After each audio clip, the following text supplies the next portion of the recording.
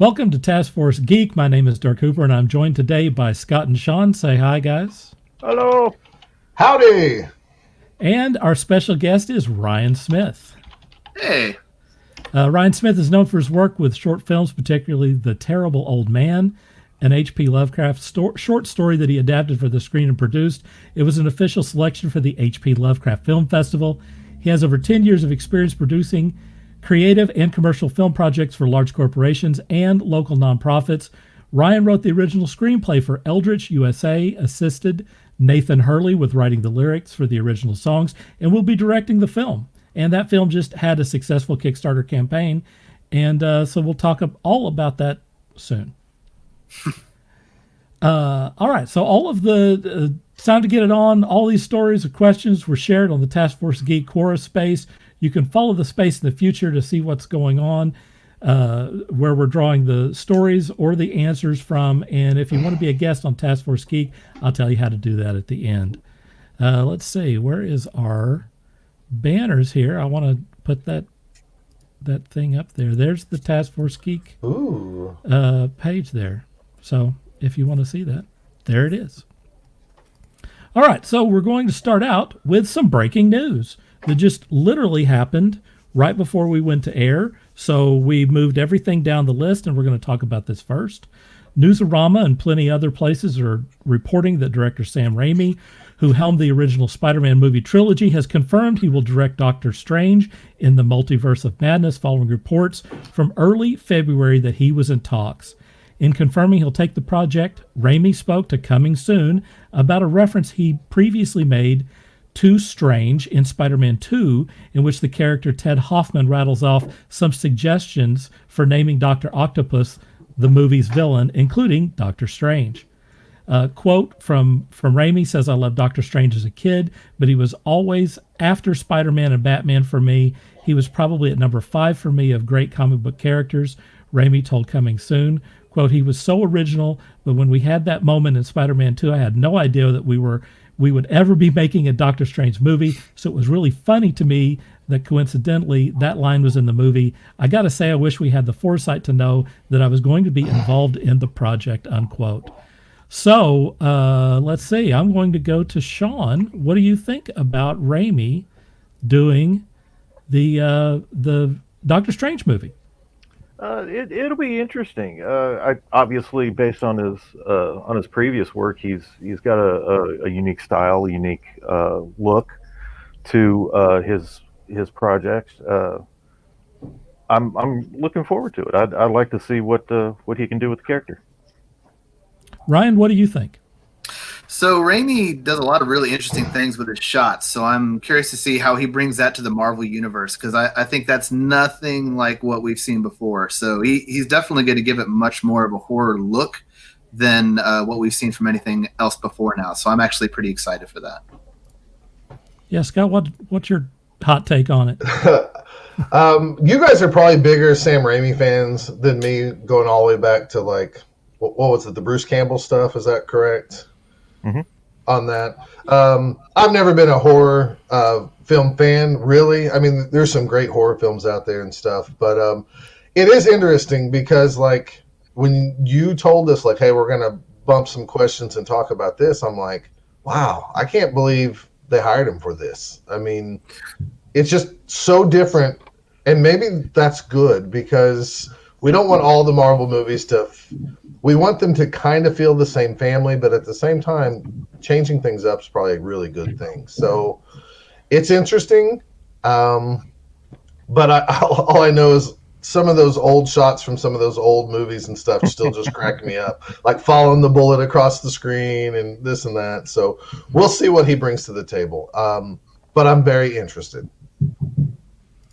I think that Sam Raimi is a great choice for this. He has the bona fides with both horror movies, obviously going all the way back to the 80s, and obviously superhero movies. He did 3 Spider-Man movies, so this is kind of a nice little combination of both of those things. You're right; he has kind of a goofy aesthetic, but that could play well if they allow him to do that. Was he the director of Darkman? I believe so. He was at least a producer of it. That was one of his very first things. He originally slated to do that original Batman, but there was a problem with Warner Brothers, if I remember right, and so they booted him and they hired Tim Burton. So if I remember right, Raimi was originally supposed to direct that very first Batman, and he was all excited about it. But whenever he got kicked off the project, that's whenever he, still in that superhero mode, decided, I'm going to make my own superhero. Okay, well, So we had Darkman. I wanted Darkman back in the day to be such a serious, awesome thing that when it came out, I went to the theater and I just started I couldn't help but laugh out loud because I've never seen some of the direction, the chances that he took, which, like I said, is not necessarily a bad thing. I just wasn't ready for it, and it's not anything that I expected. Now, I could probably go back and watch it now and maybe appreciate it a lot more. It helps that he loves the character, and he feels like it's a top 5 character from his childhood, because then he's going to probably even give it even more love. And really, those first couple Spider-Man movies that he did weren't bad. I mean, up until the time, they were probably the best superhero movies we got. Well, yeah. I mean, a lot of people said that those were, kind of the precursor to the Marvel universe that we have now, or those Spider-Man films. In Spider-Man 2, you've got that glimpse where Dr. Octopus wakes up on the table, and that's kind of the first kind of real horror that I've seen in some of those superhero kind of movies. So I'd like to see more of that from him in this. Yeah, I hope they kind of go crazy on this sort of thing, but I know that it's difficult to do with a Marvel movie. They have a certain look and a certain narrative style that they don't really break from. So it's going to be interesting to see how Raimi kind of inserts himself into that visual language or whatever. But I'm excited about it. I think that this has the potential to be pretty cool. All right, well, let's get to the second subject then, which is Variety has released a bunch of new pictures and some information on Denis Villeneuve's new Dune project. This is the first look at Timothée Chalamet. I think that's said that right. I'm sorry. I'm sorry to all the women and the people of the world who love that guy. I'm going to say Chalamet. I don't know. I think it's Chalamet. Chalamet. Yes. It's French. That just makes him sexier, basically. as Paul Atreides on his native planet of Caladan from this December's film version of the novel Dune, directed by a rival and Blade Runner 2099 filmmaker Denis Villeneuve. The 1965 book was so seismic in its influence that its echoes still turn up in sci-fi and fantasy storytelling half a century later. Still, it has stubbornly defied appropriate adaptation itself in some people's eyes, I guess. Let me read some of the people if you're not familiar with Denis Villeneuve, who is awesome. Let me name some of this cast.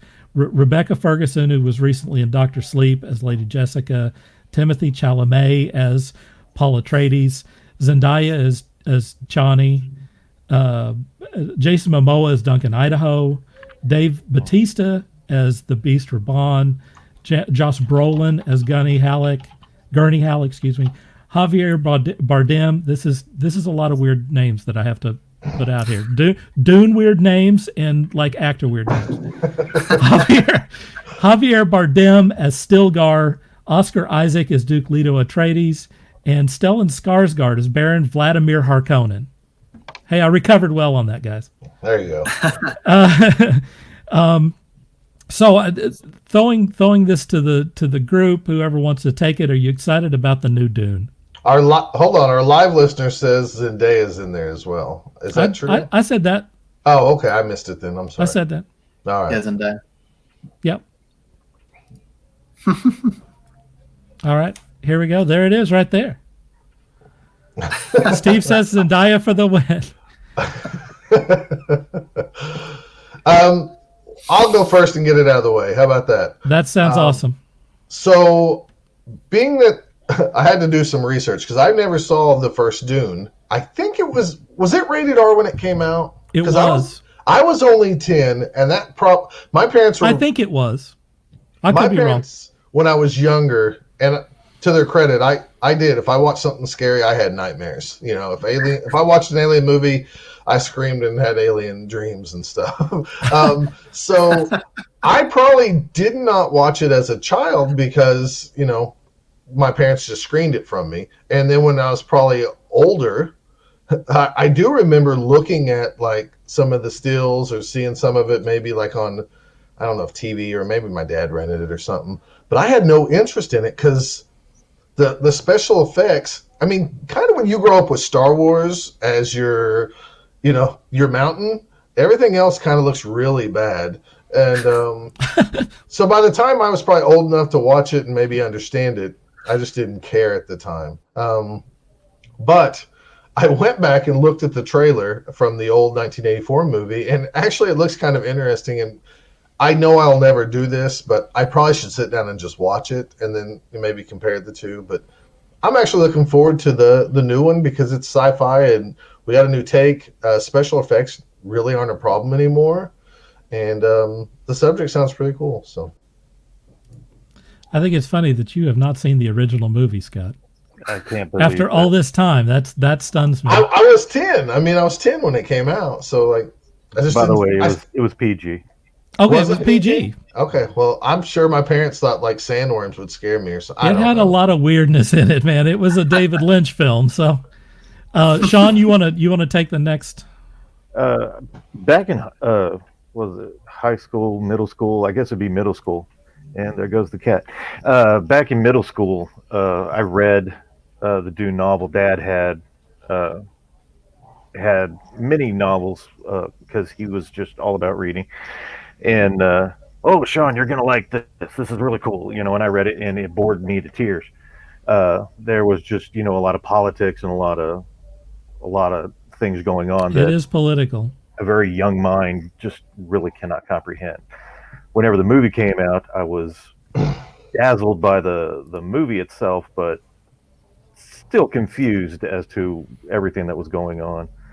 It wasn't until I was probably in my 20s that I read it again, and it's like, oh, okay, this stuff makes sense now. So I've been a fan. I've been a fan of the original Dune. The following books just never really did anything for me. And whenever I heard that Villenueve was going to be directing, I was extremely excited. I'm very excited for this. I'm glad he's splitting it up into 2 movies. Mm-hmm. So hopefully it'll get the attention that it needs, to tell the proper story as opposed to. For those that might not know, can you tell us what Villenueve has done before? There was Arrival, Sicario, Okay. Enemies. Enemies. Prisoners. Prisoners. Prisoners was really good. Okay. Blade Runner 2049. Okay. Arrival. Watching the old trailer, I got the feeling that this. I don't know when. Are y'all familiar with the 40K universe by Games Workshop? A little bit, yeah. Okay. I got the feeling watching the old trailer that maybe this was the inspiration for like them writing out their 40K stuff. I mean, does anybody know? I don't know for sure. Not that there I was know another novel that they based Space Marines off of, but I would be surprised if they didn't pull from this for some aspects of it.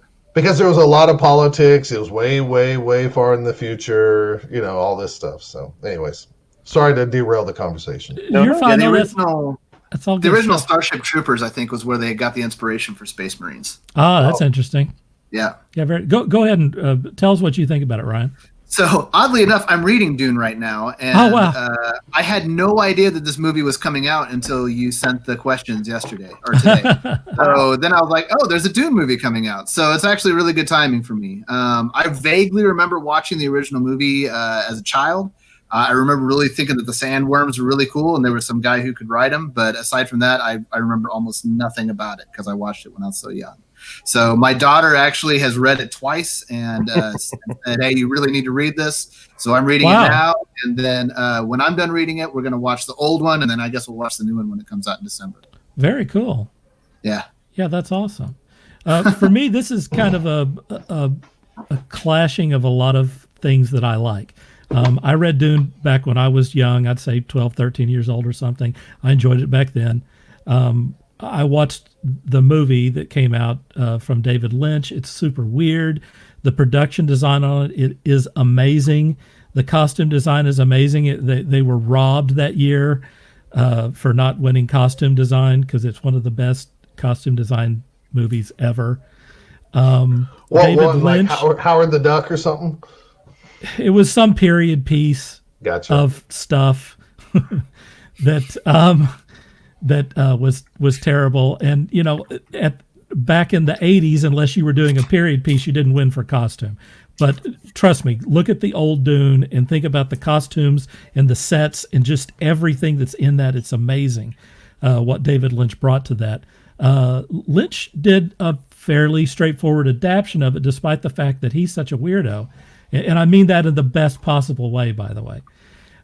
He pretty much stuck to the stuff. He added some things like what's it called, the weirding modules and some other stuff. But anyway, it has a soundtrack by Alan Parsons, which was awesome.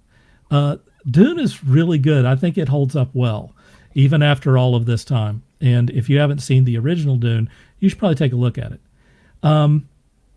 Now we've got Denis Villenueve, who's probably my favorite modern director, who's done film after film of just amazing, amazing stuff. Sicario, Arrival, Blade Runner 2049. Not only is he a visually gifted director and very good with actors, but he has the ability to put some very good. He puts some depth into his films that a lot of directors miss or they don't even try for, and I think that is going to translate very, very well with Dune. And I just named the cast members that are in this. If I was going to cast Dune, these are the people I'd put in there. I mean, he's really putting some really great, interesting people in on this thing. So, in any case, I'm very excited about this project. It's not just two films. They may also be looking at doing some streaming content, I believe, for, I want to say, Amazon Prime. I may be wrong on that. And there may be some other tangential projects that they're going to be doing as well. So this is not kind of a one and done thing. They're going large on this universe, and it couldn't be done by a better person. So let's see.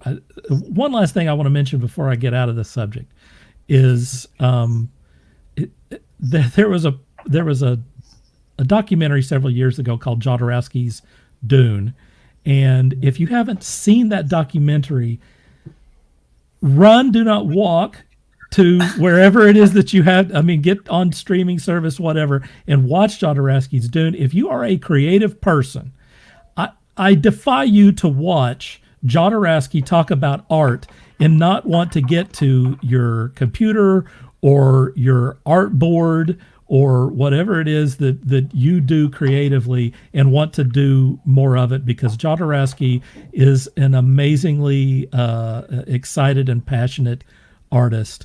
And so anyway, that's kind of and it's a shame that we didn't get his version of Dune, because it was amazing. So I'm going to have to ask a question. Sure. You said that, and I tried to search for Jodorowsky's Dune, and I have no idea how to spell this, and it's giving me no results. Right.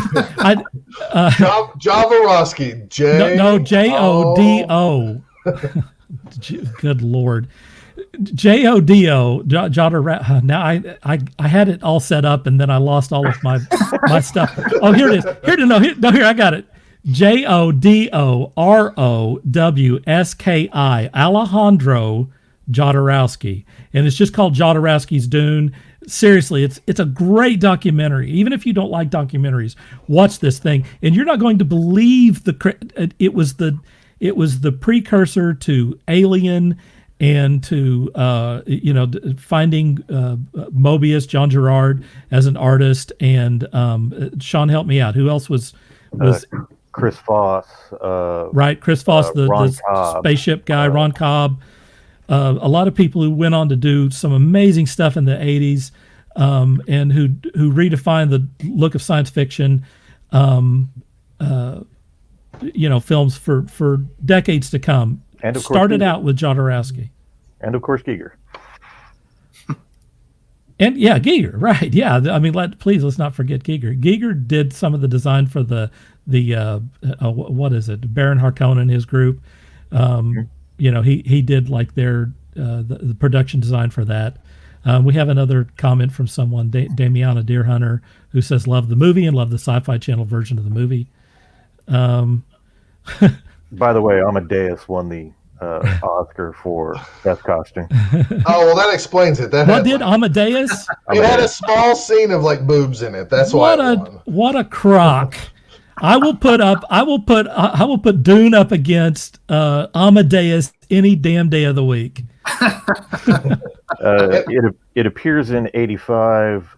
Do you know what beat 2001: A Space Odyssey for best film? Oliver, effing Oliver. I want to hear the person who's going to defend Oliver against 2001: A Space Odyssey. Okay, go. Yeah, I got nothing. I got nothing. Is this comment here? Right over here. That is for me. I have no idea. I am a sexy beast. Thank you, Ronnie Cross. That's Sean's mom. There. Oh, okay. She will talk to us later. This is going live across the earth. I think she also means me, so that's okay. She'll talk to me later. And she's giving purses to Sean. Well, she'll talk to you later. Unfortunately, I had to hang up pretty quick a moment before we went live, so I'm sure. Oh, well, this is not the place to discuss things, though. Or you can, whatever. We can catch up here. Do you guys watch South Park? I know this is a tangent, but since we're talking about Dune. We're very much on a tangent. Okay, well, I didn't know have y'all seen the episode with Tom Brady and like how his poop can heal everybody and all this stuff? Yes. Okay, I didn't know that's where the spice melange came from. Oh, so when I was researching you missed that whole reference. No, it was still so funny. It didn't matter, And then I'm doing research for the topic and watching the trailer, and right. Jennifer's sitting next to me. And she's like, "That's where the Tom Brady thing comes from." And we yes, just laugh, yes, and it makes so much more sense. It's the spice melange. Ronnie's getting on to me for not watching True Grit. That's a personal thing. I haven't seen. Okay. I haven't seen True Grit. I haven't seen either version of it. I'm sorry. You gotta watch everything by the Coen brothers, even the weird stuff. Well, I agree with that, and I have some catching up to do there. I do love the Coen brothers. Bob says, "Good job, guys." Larry says, "Please, may I have some more? Please, sir, may I have some more?" He corrected himself. So anyway, there's a bunch of stuff. Holy cats! I'll try to keep up with that. You guys help me. All right. All right. So we're going to go to our next subject now, which is the DCEU betting too big on Dwayne Johnson's Black Adam? With a tentative December 22nd, 2021 release date, Dwayne "The Rock" Johnson solo Black Adam movie has solidified its production schedule after nearly 13 years of on and off development. If recent script and plot confirmations have revealed anything, it's that the film is going to be jam-packed with heroes from all around the DC universe. The Illuminati recently broke down Adam's, oh my gosh, this name is terrible. We'll just call him Adam, latest draft of the screenplay. Tentatively, he's a professional. I'm sorry, I don't want to butcher your name, buddy. Latest draft of the screenplay tentatively confirming that the film's Justice Society of America will feature, so these will be people in the film, Hawkman, Hawkgirl, Dr. Fate, Atom Smasher, and Cyclone. Additionally, Black Adam's love interest, Adriana, is pinned to hold a sizable presence throughout the film's narrative, with another critical role for the goddess's son, Aziz, also rounding out the cast. With so many characters, Black Adam might be setting itself up for failure by asking too much. Who wants to take this one? I think, go for it, Ryan. Yeah, Ryan. I was just going to say, I think it depends on the tone they're trying to strike, because like Shazam and Black Adam are closely related, so I don't know if they're going to try to go for something more lighthearted like what they did with that, or if they're just going to do full-on action film. But if you look at what they've done with Marvel films, and granted, I think Marvel tends to do better than DC, Guardians of the Galaxy introduced so many characters, and True. yet they did it in a lighthearted way, and they had just enough of a blend that you felt like you knew the characters by the time you left the first movie, and it was fun. It was a fun film. So I think it just depends on how heavy-handed they're trying to be with it. Right, yeah. Sean? I think a lot of the extended characters are just going to be little cameos. I can't imagine that they're going to put a whole lot into, they're going to introduce Dr. Fate. I don't know if they're going to really hold a whole lot of Dr. Fate in the movie and some of the others. It just seems like, if the executives at DC learned anything from the Justice League movie, it's let's not try to give everybody's origin in one movie. Right. Let's try to expand that. So I'm hopeful that they'll just be little. Oh, look, there's a gold helmet over there, and oh, look, there's a man with wings, and and they're just gonna do little tidbits. They're not really gonna just hammer us with all of this stuff. Yeah, Scott? I don't know how they're going to pull this off, to be honest. I mean, you have The Rock, so that's great. But man, Black Adam is such a... While I like the character, and especially like what DC's done with the character over the last 20 years, during the Jeff Johns run of Justice Society, or JSA as we know it, it just feels really weird that they'd be like introducing all these characters. I mean, I think overall people can handle it, but when I first read that, I was excited, and then I thought, how many like normal day fans of just like superhero movies but don't read the comics are just going to think that this JSA or the Justice Society is a knockoff of the Justice League? I'm really paraphrasing here, because while I've read the comics, DC universes and comic continuity gets reset all the time, but the Justice Society happened way back during World War II in the original stuff, and they were the big superheroes that were around forever, and then they all disbanded and went their ways, and then like kind of in the in later times, that's when the Justice League was kind of inspired by the JSA in the comics, and that's where you have legacy heroes like the Golden Age Flash and the current Flash, at least comic wise. And now things have been reset over and over again, but I'm really worried that some people might go, who are these knockoffs of the Justice League, when they're actually great characters in themselves. But maybe they can pull this off like a Guardians of the Galaxy thing. Maybe they've learned some things, and I hope Hollywood has learned that we do not need origins every single time. We just need to know who's the good guy, who's the bad guy, and sometimes we don't even need to know that. Yeah, right. Sean, you were agreeing there with that. With that sentiment. Yeah, I mean, honestly, how many times do we need to hear Batman's origin story? There is not a human being born on the planet, unless they're under the age of 3. I'll guarantee you there were 3-year-olds in Uzbekistan that know the origin of Batman. I guarantee you they know the origins of Spider-Man. Sure. There's nobody on the planet that does not know the origins of these characters, because they are so they are so massive. So yeah, I wholeheartedly agree. We don't need all of these origin stories.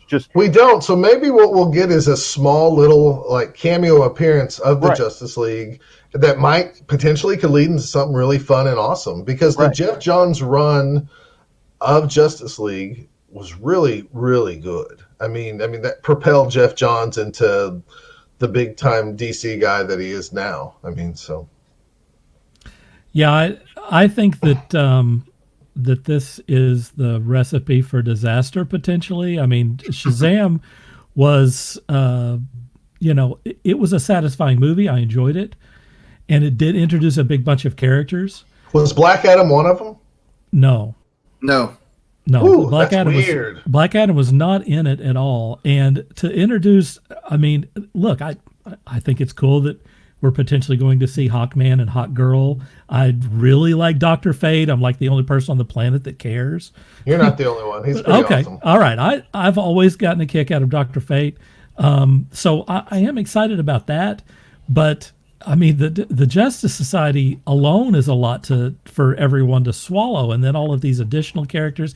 And it's not like Black Adam is like a household name, It's, I mean, you can't necessarily say that's a bad thing, because neither would the Guardians of the Galaxy. So anything is possible. You can certainly. I have no idea who's putting this thing together. I don't, know if they're amazing creators or whatever. But they're going to have to be really amazing to stick this landing with all of these characters and all this stuff going on. With that said, who knows? It could definitely end up, being a decent thing and introducing a whole new, a bunch of people to the DC universe who haven't been there originally. I'm really hoping that it works out, because I think competition's good. So, I mean, I agree with that.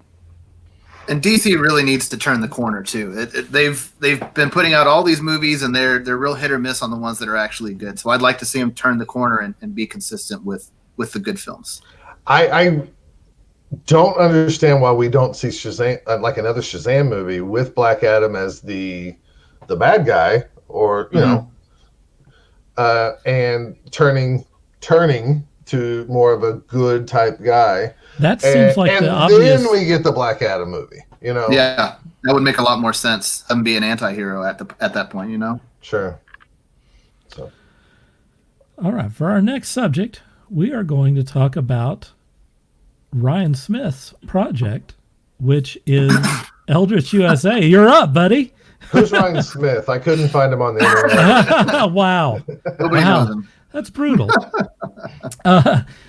So let me tee you up here a little bit. Eldritch USA is a Lovecraftian horror comedy musical. Let that sink in for a moment. And I know what you're thinking. You're thinking another Hollywood H.P. Lovecraft musical.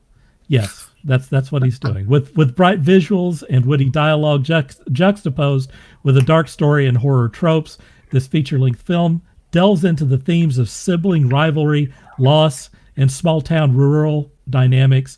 The blending of genres set it apart and appeals to fans of quirky cinema in the same vein as Little Shop of Horrors, Dr. Horrible's sing-along blog, The Voices, and The Muppets.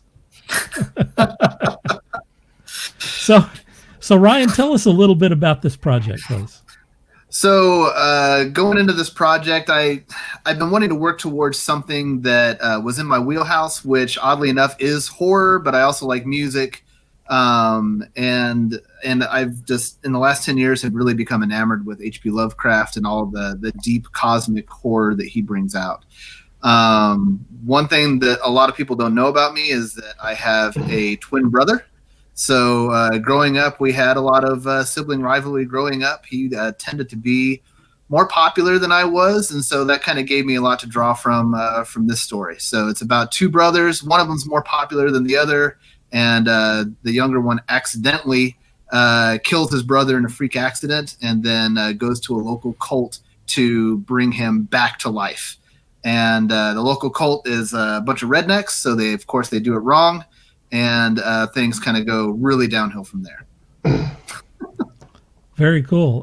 Guys, you want to ask him any questions about this project? Or?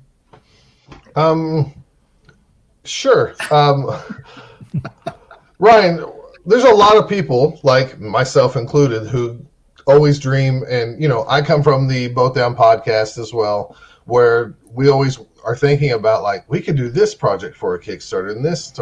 Could you just talk about maybe some hurdles to even just get accepted on Kickstarter for them to allow you to put your content on there to give it a try? Because I'm sure it wasn't just easy.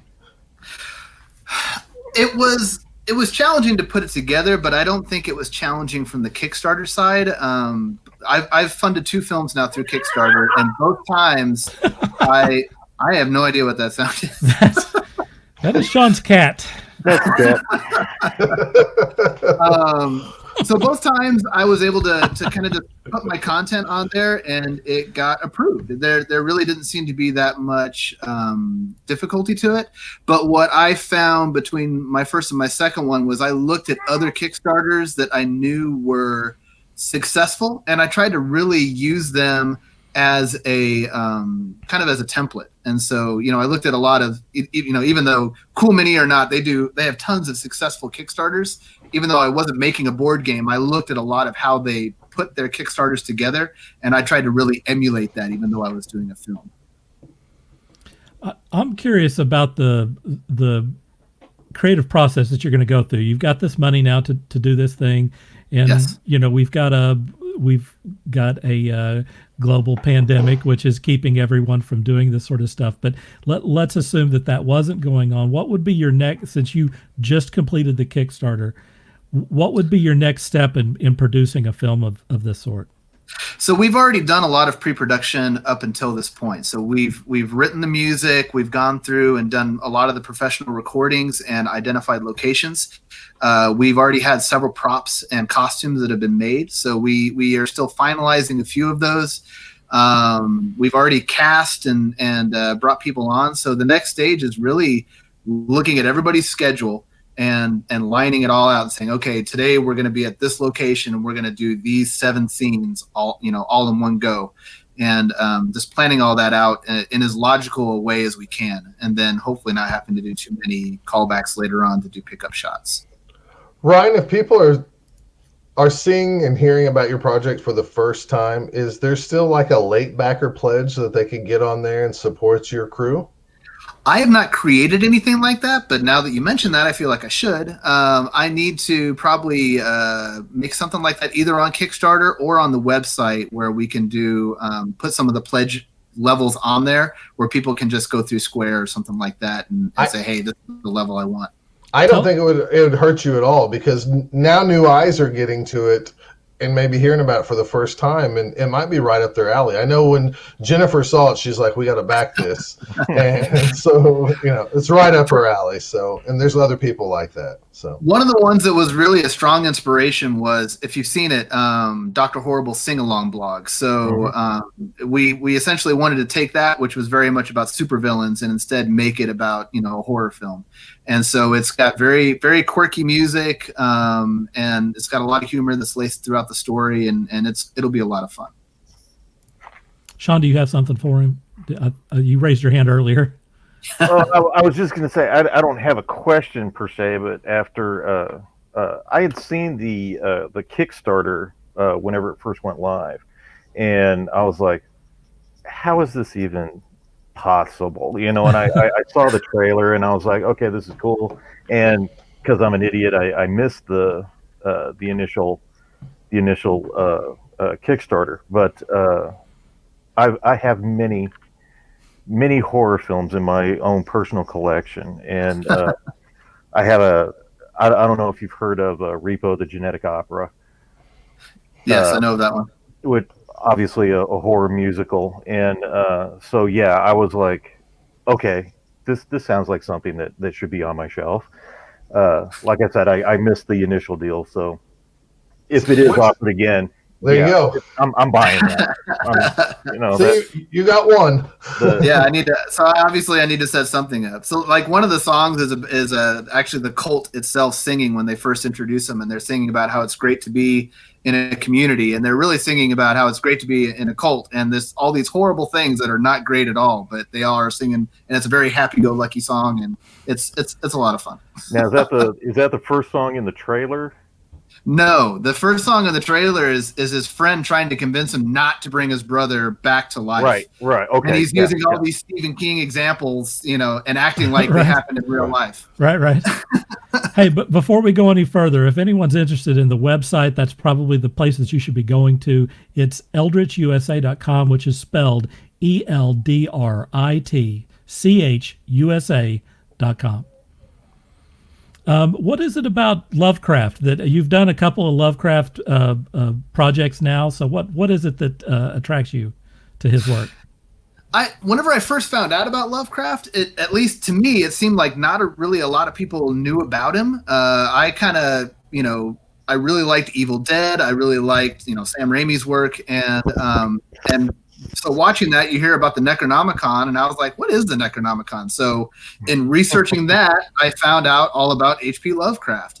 And I have other friends who like the horror genre, and they didn't know who he was. So I just started reading more and more of his stuff. And as a filmmaker, I found out, a lot of his stuff is basically copyright free at this point, which is why I did The Terrible Old Man. It was a nice, 5-page short story that I could take and adapt into a short film. But just the themes that he has, all of the stories are somehow interconnected. There's these elder gods that live, on some alternate plane. He just has so many interesting themes that are fun to pull into something. He created, in some ways, the first MCU, like a shared universe. I mean, apparently he actually encouraged people to do exactly what you're doing, which is to interpret his stuff and add to his world. And other artists and writers and filmmakers have been doing that for 80 years or Conan something, I think is strongly tied to his work. There you go. Yeah, exactly. Robert E. Howard, I believe. Howard?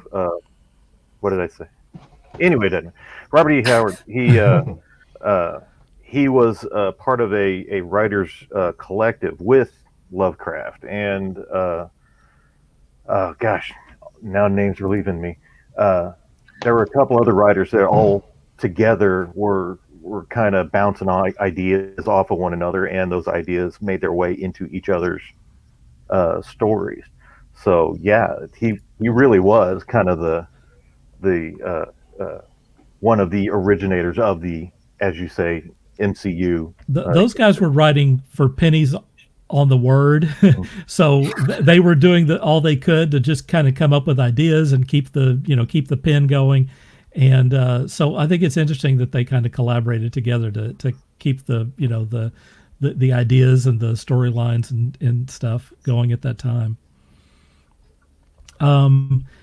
Just as an aside, it's something that we talked about. It's so fascinating. I think we got to mention it. Let's talk a little bit about Henry Cavill.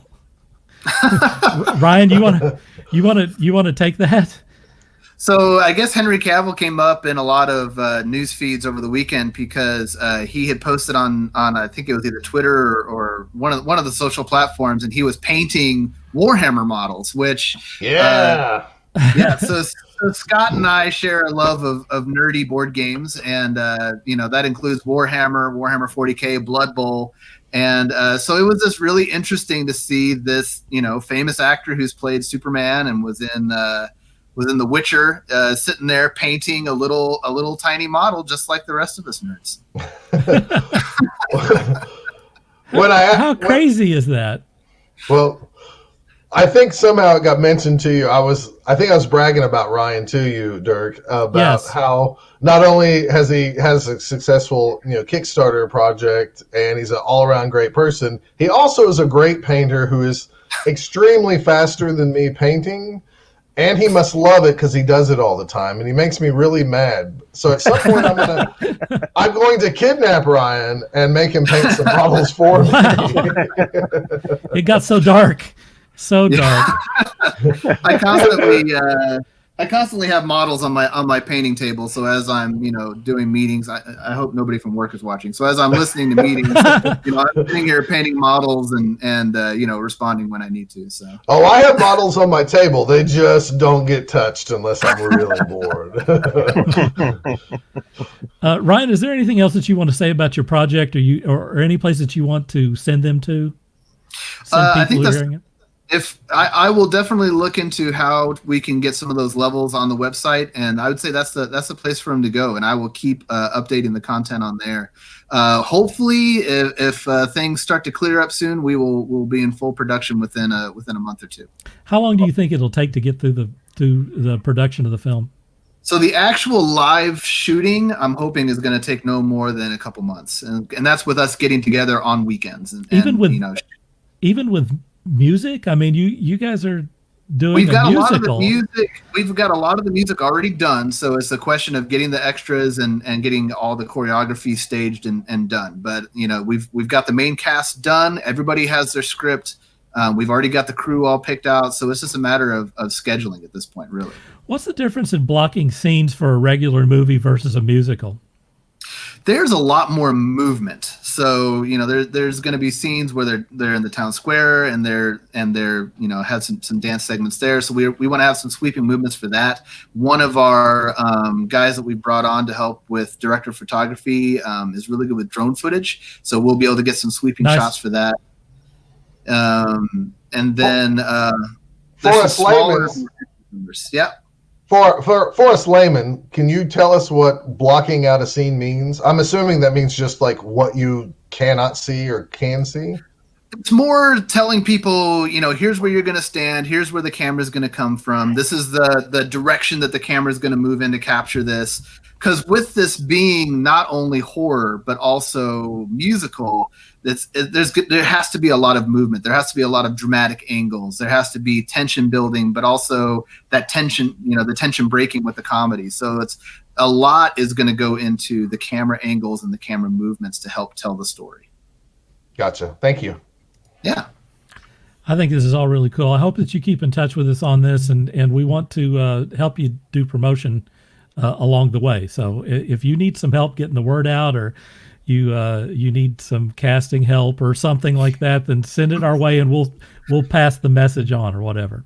I'm happy to provide updates as we go, and if you guys want to show up and be cultists for a day, I'm sure we can arrange something. Oh, for real? Yeah. Oh, man. Cool. I'm in on that. Yeah, I'm in on that. That's awesome. Let's see. We got a comment here. Can I be in the credits as fat cultist? I want to make sure, like number one. Fat cultist number one. Fat cultist number one. Prime cultist. Wow. All right. Our next question our next subject is about Rosario Dawson to play Ashoka Tano in Mandalorian Season 2. If rumors are true, Rosario Dawson will play the live-action Ashoka Tano in Mandalorian Season 2. Ashoka Tano was first introduced to the Star Wars universe in the Clone Wars animated series, where she was a young Jedi and apprentice of Anakin Skywalker. She played an important role in the Clone Wars all the way up to the final season. Tano then appeared again in Rebels. If she does appear in The Mandalorian Season 2, as /film reports, it would be the first time that she's appeared in live action, even if she does have a small cameo in The Rise of Skywalker. Isn't it really Ahsoka? Isn't that how you pronounce her name?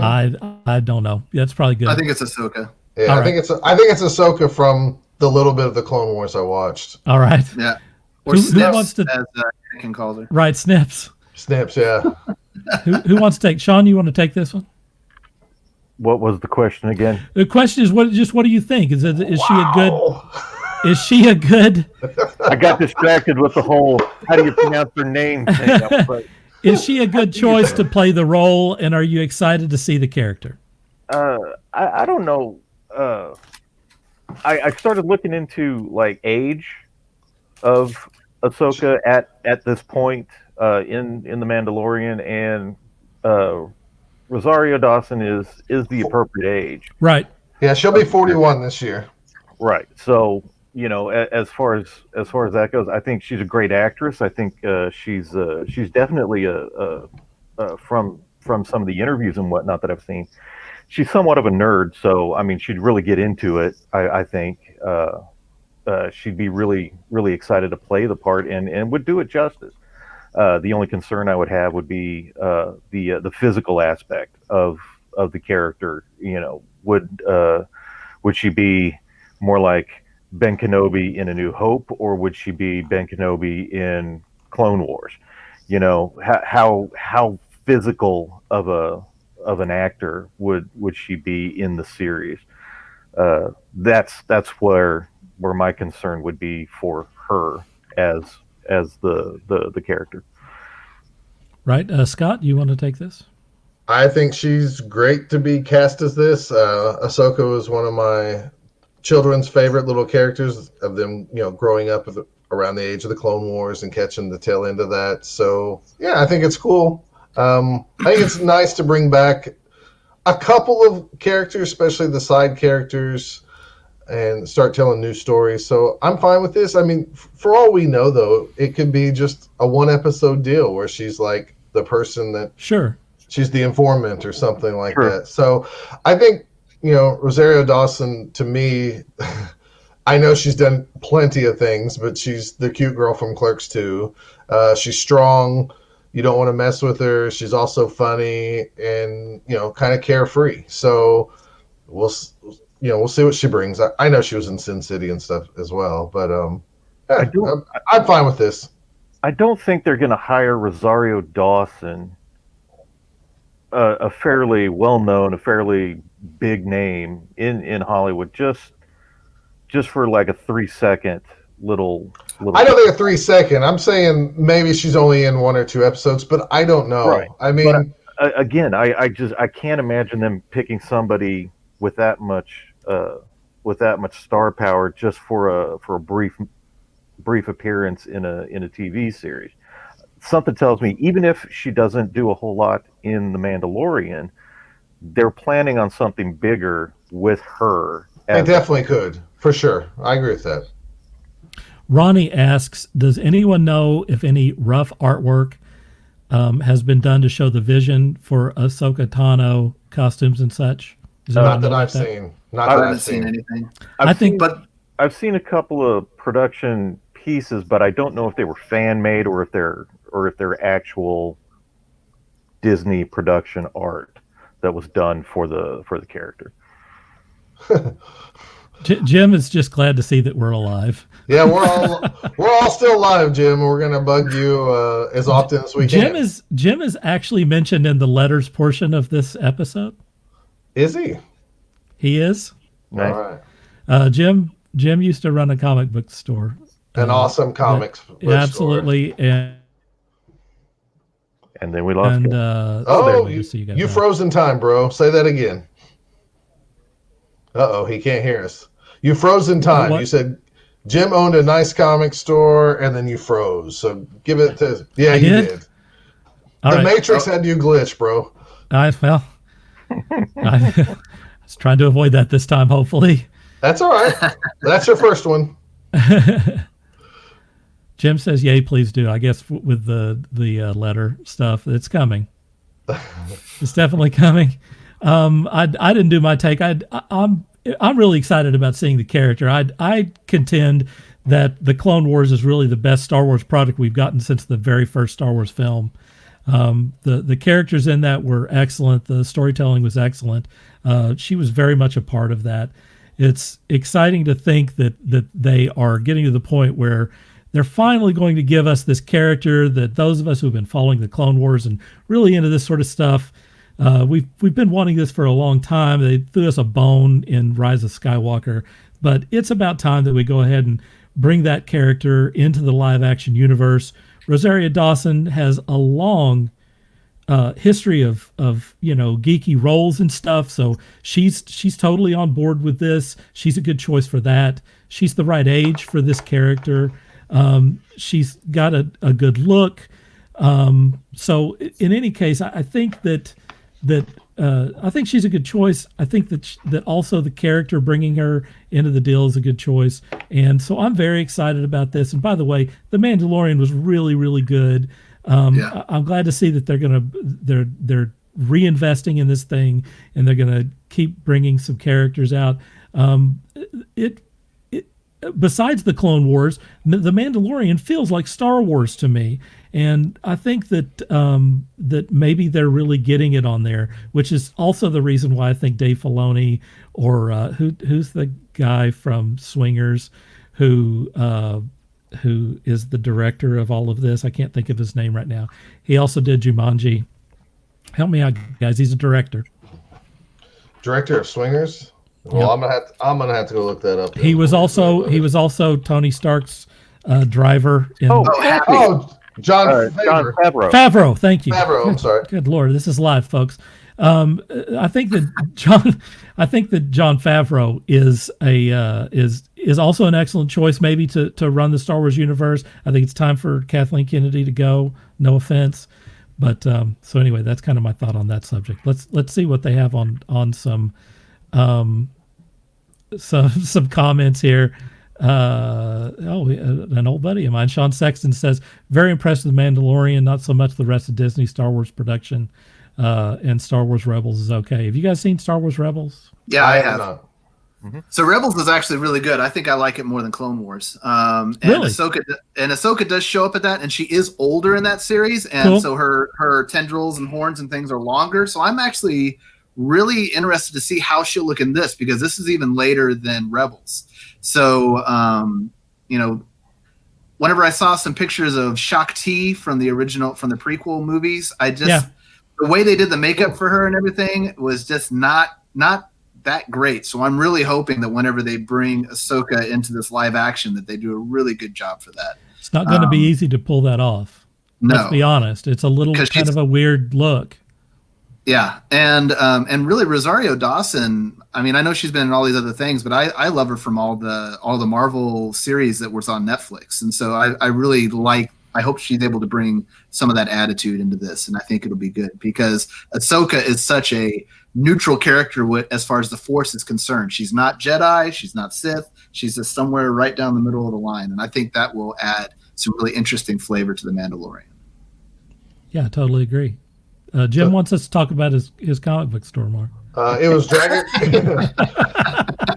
It was Dragonfire Comics. It started off at a flea market. Jim worked really hard working other jobs while he worked on his weekend passion, and it was one of the best shops in the Oklahoma City area. I think Jim's passion for comics. He had so much love for the store, and I mean this in the nicest way possible.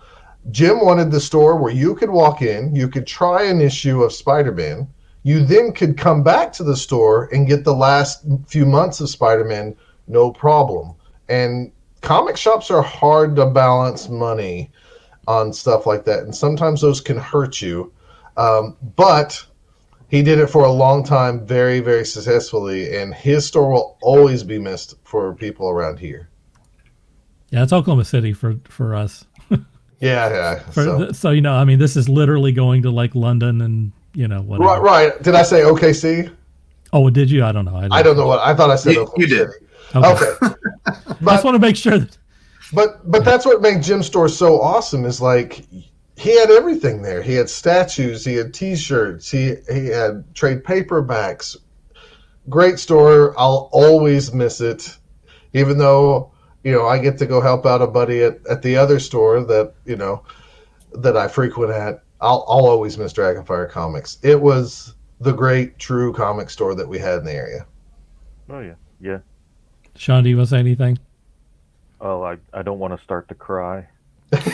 Oh no!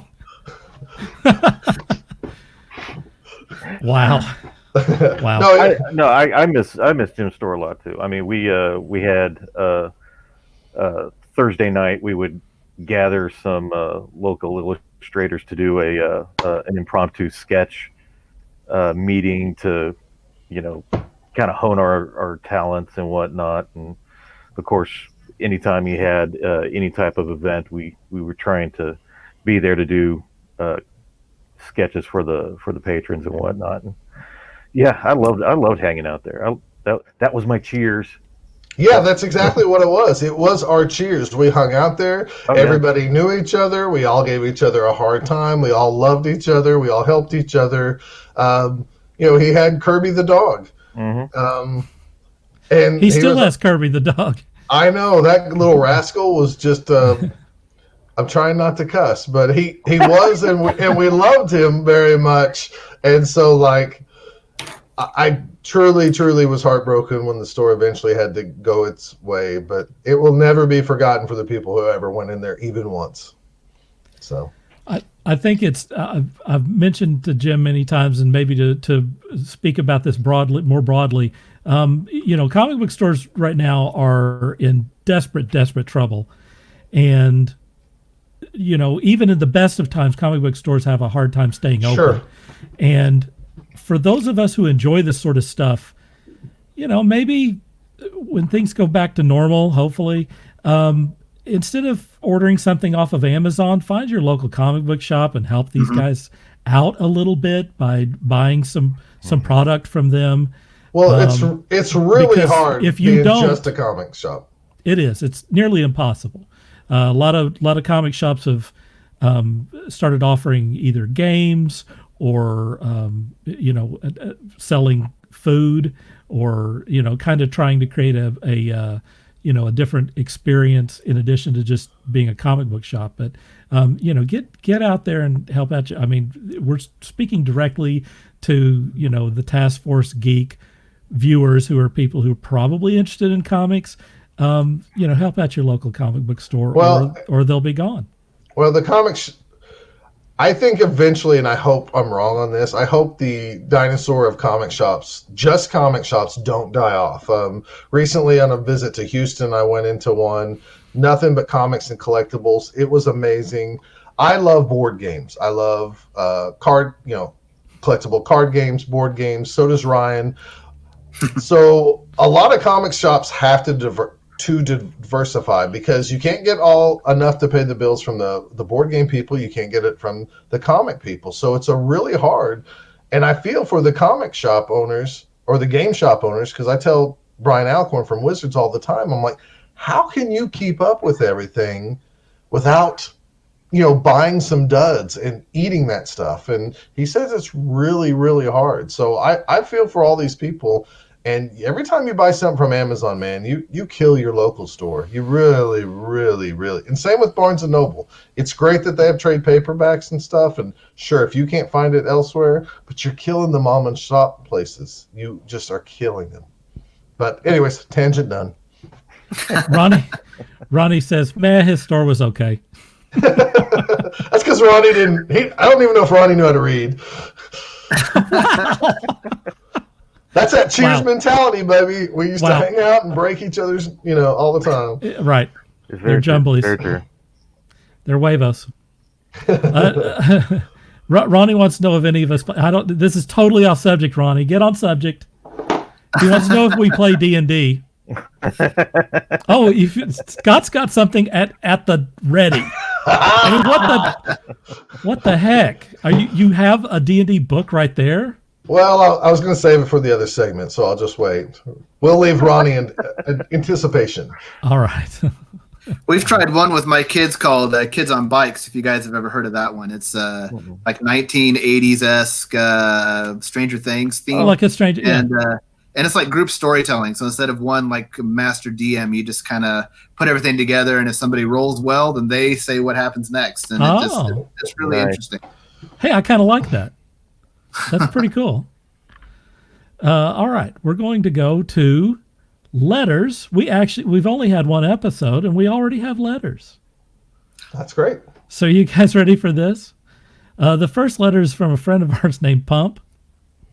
I'm going to read a truncated version of this letter because it has a lot of inside baseball stuff, which no one cares about, and mentions a bunch of people. Scott, you can imagine who he mentions in this thing. We're not going to go into all of that. But what I can read here is, it starts out, esteemed host, here are some notes I took during your maiden broadcast.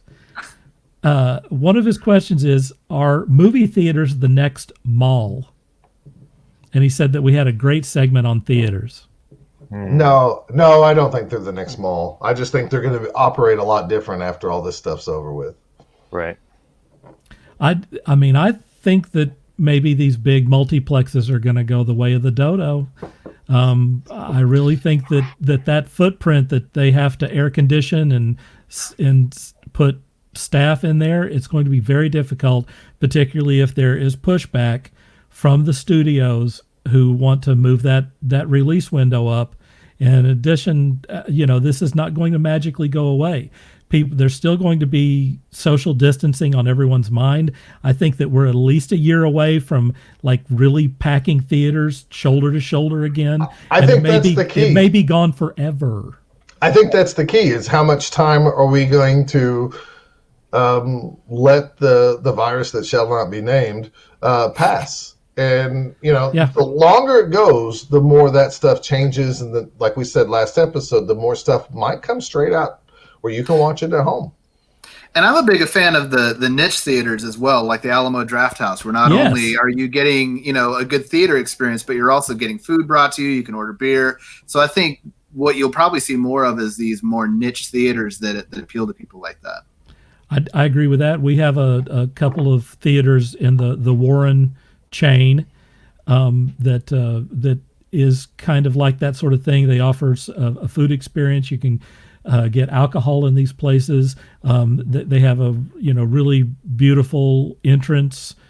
Everything is done kind of for people who really love going to movies. It's not just like it's for a very niche audience.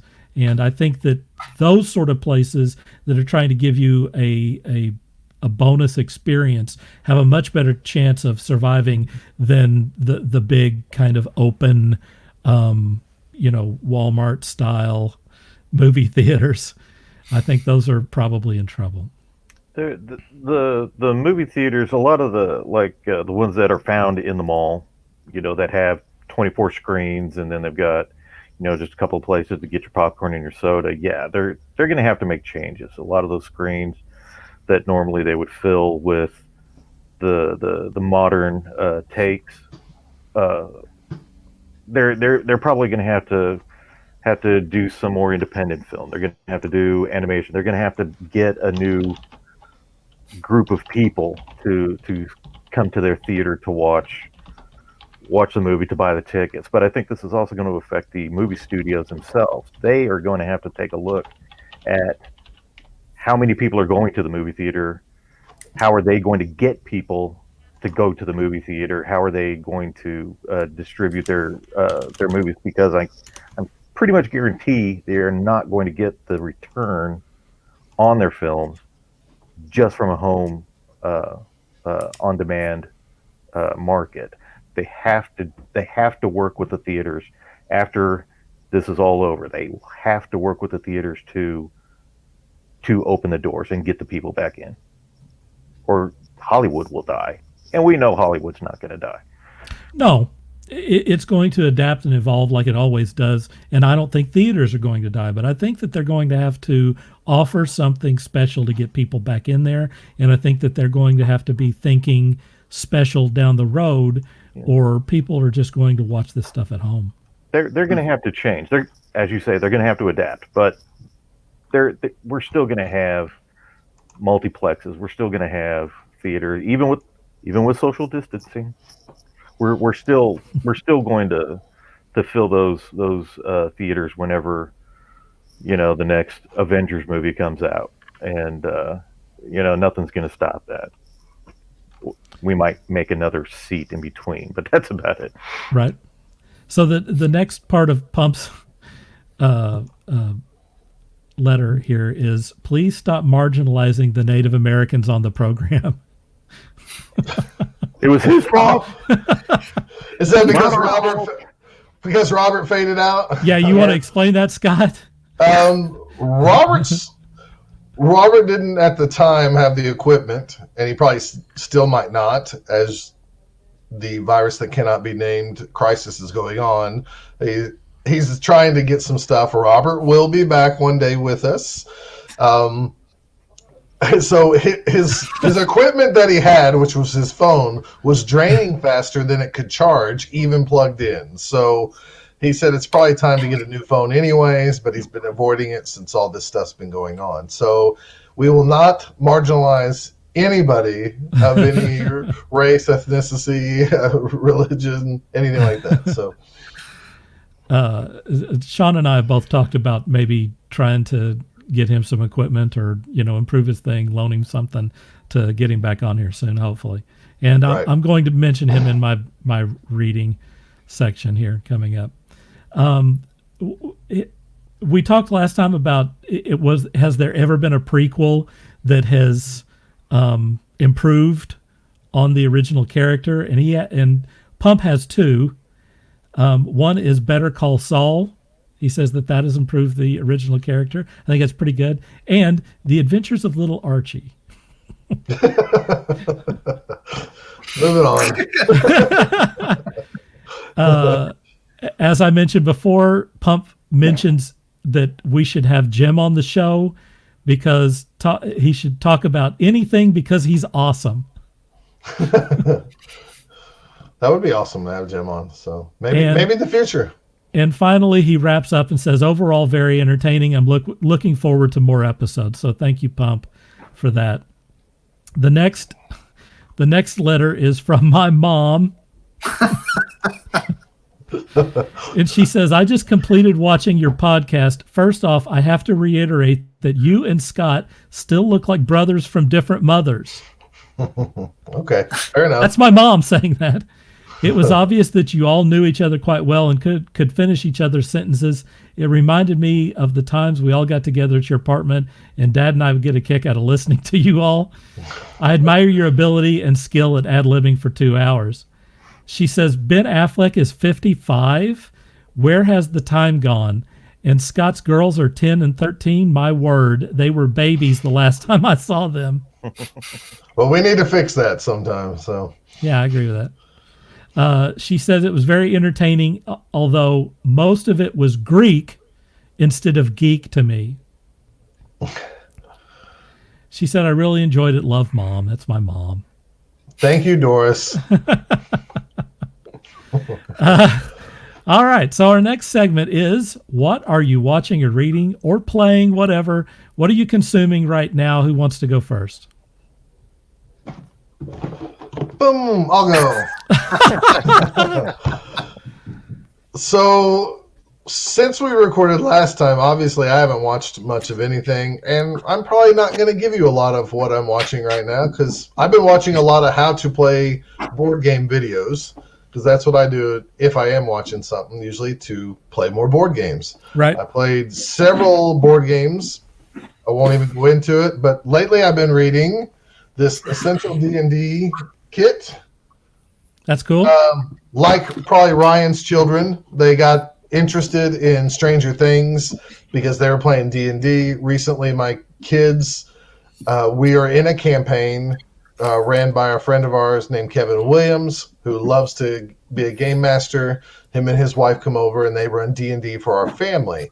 Obviously, with the virus that we cannot name, crisis going on, we can't get together. So it's been a while. So the shop that I buy comics and board games from, they had this kit, and it's called an Essential Kit, but it has like all the basic rules you need, the adventure, some dice, a game master screen, and some maps and character sheets, all for like $25. And I've been reading up on that since I don't have a Dungeon Master book to actually run a campaign for my kids. But we have everything in that box that should last us for a while to entertain my girls and Jennifer. So I've been reading up on that. I think that's cool. So I think it's great that D&D is still around after all this time. And that it's probably thriving right now, I imagine. I mean, it's probably doing great. My kids really want to do that more than play board games and stuff with me. I don't know if I've grown out of role-playing because I have almost no interest in doing it. And that's what we did in college all the time. Maybe because we could buy a book and then play it forever without needing anything else. Yeah, I mean, it's a social activity. Right. I'd rather spend my time with my friends playing board games all day than role-playing all day, which 20 years ago I'd have told you the opposite. So just different. So I'm reading it. I wish they were more into superheroes or something like that, because I already have all those role-playing books at home and I could run them through it right now. But I'm going to give a go at eventually, probably within the next week or so, running some D&D game mastering for my family. So wait a minute, you're running games with your kids? You're role-playing with your kids? I am role-playing with them in Kevin Williams' campaign. That's cool. D&D. So they've not really experienced any of this stuff. I don't know if you're familiar with it. I want to say TSR, but I guess it's Hasbro who has Dungeons and Dragons now, or Wizards of the Coast, who's owned by Hasbro. Right. Wizards of the Coast put out like an intro box set, just like I showed you guys, but it was with Stranger Things stuff. So we played. It was the adventure that the boys were playing in Stranger Things, right, in a format that we could play through. So we did. It already had made up characters. So what we did is we just handed out the sheets. Kevin ran us through it for one mission to make sure that the girls liked it. Everybody liked it, so we went and invested money into a player's manual.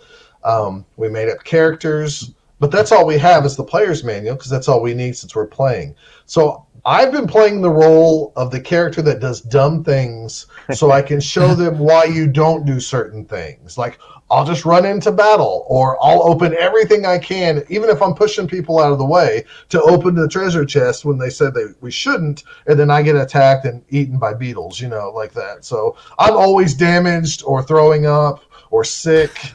Do you shout Leroy Jenkins whenever you start into those battles? I don't. I don't do that. So that's what I've been reading. Like I said, I'm not watching anything. And then lastly, I'll wrap it up here. I recently bought Tabletop Simulator. I think I mentioned that last episode. We tried a game of Gloomhaven, which is kind of like a directed role-playing game. You don't really have a game master. It's everybody versus the game, but it's very much a dungeon crawl. It's very tactical. We played that on Tabletop Simulator. I thought it was kind of fiddly, but it was also on Tabletop Simulator, which I'm not used to. It went really fairly well. I enjoyed my time. I think I enjoyed my time talking to people since we're all quarantined more than anything. Yeah. So that's what I've been playing, and that's what I've been reading. Cool. I have to mention Larry said that my mom is awesome from the previous segment there. And we have a few other comments on what people are doing here. Ronnie chimes in and says that he's reading the Robert Jordan Wheel of Time series second time around. How many books is that, Sean? Is like 15 or something? It's long. It's either 12 or 14. I don't remember right off the top of my head. It's a lot of book. That it's going to be interpreted another thing by Amazon Prime. Ronnie's comment wants me to react like my children sometimes do and say, "Okay, boomer." Wow. They get me on that all the time. So. Sean says that he's watching Marvel Studios movies. He finished Endgame today. Larry's chiming in on, he says, I use Fantasy Grounds. I run a weekly Traveler campaign and a D&D game when the full group for Traveler can't all get together. That's awesome. You guys ever play Traveler? Yes, we played it back in the day. That's an old school. We played the rules wrong, though. So wrong. That's a story for another time. Yeah. That's very cool. Ronnie says that's 14 books. All right, Sean, you're up on whatever it is that you want to talk about, buddy. Haven't really been reading anything lately. I've been doing a lot of research for a couple of projects that I'm working on, and I've been working on building a website. As far as playing anything, much like the last episode, I'm still knee deep in the Division 2, still getting my keister handed to me. So that's enjoyable. That's good stuff, Ryan. What are you reading or whatever? So I set goals for myself for this year. I've got a big backlog of books and games and things. So I've been reading through the Dresden Files. So I've read several books of that so far this year. Cool. Yeah, I'm getting ready to start. Turncoat is the next one I'm getting ready to do. But I also this year read American Gods and shoot, what was the other one? I actually wrote it down here. I gotta look. Dang it. And Dirk Gently's Holistic Detective Agency. Which, wow. Actually, I thought the series that they had was actually better than the first book, which I never say that. I always like the book better, but that first season of Dirk Gently was really good, and I was actually a little let down by the book, which I hate to say that. Game wise, my boys and I have been playing Cthulhu Death May Die. Nice. How appropriate. Nice. How is that, Ryan? It is so good. It is a lot of fun. It's got some similarities to Zombicide as far as the simplicity goes, but every episode is completely different. And you're pulling out unique tile pieces and stuff like that for every individual episode. And it's always a different god that you're up against. And every god has different mechanics. So it's a really good one. Oh, and I mentioned earlier, I am reading Dune right now, which my wife, you can see right there, is reminding me. I mean, you did say that at the beginning of the episode, and now you forgot that you've been reading it. So, movie-wise, we've actually been on a John Goodman kick lately. We watched Raising Arizona and Oh Brother, Where Art Thou and Emperor's New Groove. So for whatever reason, we've been watching a lot of John Goodman here lately. you need to add Babe to the queue. Which one? Babe, the story about Babe Ruth. Oh yeah, we should let them watch that one. We did have our kids watch The Godfather for the first time last night, so the older ones really enjoyed it, and the youngest one thought it was boring as heck. So, See, I might be with him. And then the last one was video games. I'm also trying. I've got a huge backlog of video games. So far, I've told myself I'm going to beat one video game a month. So far, I've beat Resident Evil 7. Super Mario Odyssey, Infamous Second Son, and now I'm working on Kingdom Hearts Birth by Sleep. Wow. So do you ever sleep yourself? Because you're painting models, you're playing board games, you're writing movies, you're doing all this stuff. How do you have time? I'm kind of driven. So I also get up early in the morning and go for an hour walk to start my day. So wow. What is that like, Ryan, being driven? I'll tell you when I'm dead. I just read a letter from my mom. Guess what, Ryan?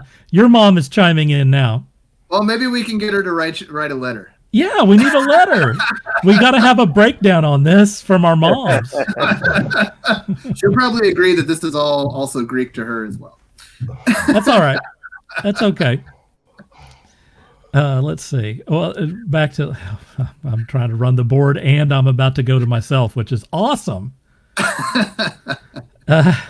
All right. So last time Scott had some stuff to hold up and you guys just did that too. So I'm going to do the same thing. I thought that was pretty cool. So let's see if I can do this right. I'm reading Blade Runner 2019, which is a comic book. And it focuses on a different Blade Runner. It's a female Blade Runner, and it's Dirk. Why don't you put that up again? And the Matrix glitched you out again. Sorry. Go for it. Blade Runner 2019 is what. Thank you for telling me that. Blade Runner 2019 is one of the comics that I am reading right now.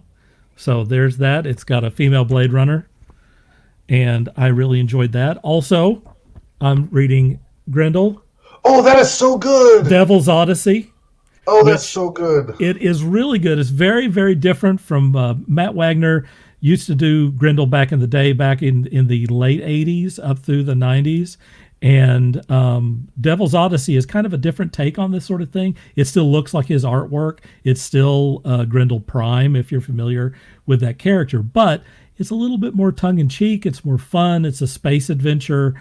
It's obviously meant kind of as a different take on the character. You can see that he's having a lot of fun with this, and his son is doing the coloring, and it's painted. It's beautiful. His son does a great job on that sort of thing. So I also go ahead, Scott. Oh, I was just I'm glad you mentioned his son because I knew it and I was about to jump in. So that made me excited too. So you're watching, you're reading that too. Yes. I'm reading that. And you enjoy that. That's one of the, during this time that we're not getting new comics. I'm like, dang it. That's one of the ones I'm chomping at the bit to read. That's cool. And I have three more things. We talked about it last time, but I didn't have anything to show. This is Bad Candy right here by our friend Robert. And this particular cover, which was for Tasty Treats, was done by Sean. Yep. So there's Bad Candy. Very nice. Please check that out. And here's another couple of issues. Here's issue 1. Right there. Bad Candy. And then there's issue 2, I think. Because he doesn't put why is the number not on this comic? I think you have a con exclusive one on that one. Oh, okay. That's good. Well, it has no number on it. Well, I think that's a rarer version of the regular comic. Of course, I'm hooked up with the good stuff. Exactly. So thanks to Robert for that. All right. So now the next thing wait a minute. Before we go fully to promo time, let's see. Amanda says that it's exhausting to watch. Oh, because I think that was in reference to me being driven. Oh, wow. This is her moment where she's coming out to you and saying, "You need to slow down, or I'm hitting the road, Jack." Oh, I hear that just about every day. Ryan, since you're our guest, let's go to you first on our promo time, and just promote whatever you want. Well, we kind of already spent some time talking about the film. That's the big thing that I'm working on right now. As Scott referred to earlier, I also do a lot of painting. So I have done some commission painting on occasion. So if anybody sees some of the work I've done and they want some stuff, where do they need to go for that? Actually, I think I just have it all on my personal Facebook. So I did not know you did commissions, Ryan. We will talk at some point in the future. Hey, yeah, you got. I won an award at Chaos Cup for a team that I took there, and then I ended up getting a couple commission painting things out of that. So yeah, just if people want stuff painted, I'm always painting, so might as well make a couple bucks while I'm at it. Nice. Awesome, very awesome. Sean, you're up next, buddy. Well, much like the previous episode, I really don't have anything to promote at this point in time. I've been struggling with building my very first web page, and that's pretty much been the totality of what I've been working on. Once I can get that thing up and going, then hopefully I can start promoting other projects. But I'm breaking the seal on it. I just put it up there. So if you're interested in what he's working on, it's not done. It's rankingstudios.com. We might as well do it. We're running it at the end of these videos. So, if you want to see a website that's not done, then go to rankingstudios.com and you can watch it evolve and whatever. But is there anything else that you want to promote, Sean? Honestly, if you get an opportunity, check out Robert Henry's book. I personally have done some stuff for it. Done a cover. I've done a second cover. I've done a pinup, which I'm finishing up as we speak, along with everything else. So hopefully, whenever this Thanos snap is over and everybody can get back to life normal, those books will start coming out, and you can see some of my artwork there. We need to call that the before time, Sean. The before time. The before times. Scott, you're up. You know what's so weird is I look at myself on this thing and I'm like, I'm kind of like the older version of a sexy Lobot. Anyways, I mean, with no light on it, and I have these lights on. Sure, man. I'm sure that's what everyone was thinking. That dude's like a sexy Lobot. Anyways, we are about to tomorrow night, which I know by the time you see this will already be in the past. It is live though, so people can still watch it for. So if you want to see more of me, tomorrow night I believe we're going to try to do our podcast live at bothdown.com, or better yet, to find us through Facebook, because we'll be running this through our live stream through Facebook, where people can probably ask us questions and stuff like that. Or maybe the info will be up on Facebook, maybe through Zoom. I'm not totally sure on that.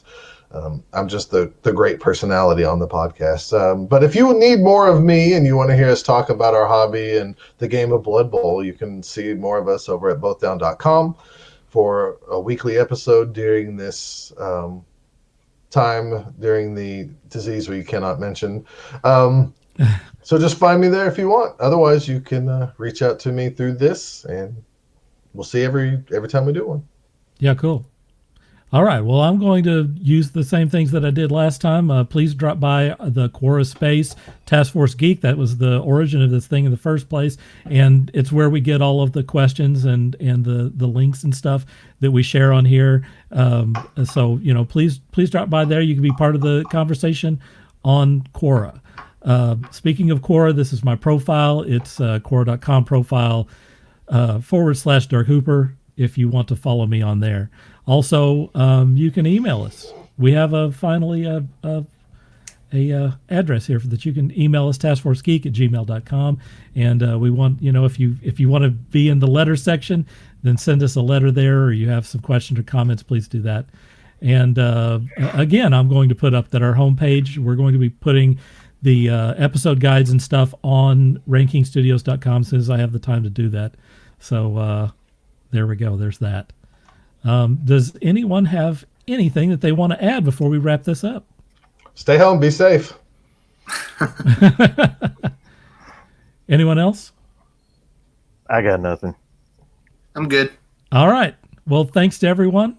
I'm going to wrap it up, bring it home. Before we go, I want to mention that we're looking for guests for Task Force Geek. If you're interested, please contact me at taskforcegeek@gmail.com. We're looking for a diverse crowd, particularly some women to join the group. That would be nice. So don't be shy. If you have something to promote, even better. I think we proved that we will help you with some promotion. I told you about the Ranking Studios site. So thanks to everyone for watching this. Please leave a like and share wherever you see this. It makes a huge difference. For Scott, Sean, and Ryan, this is Dirk Hooper saying, dream hard. Hello, Task Force Geek fans. Thank you for watching our video. If you enjoy our content, please leave a like, leave a comment, or you could subscribe and hit that bell so that you'll get notified every time that we put out a new video. Your individual help helps a lot. Thank you.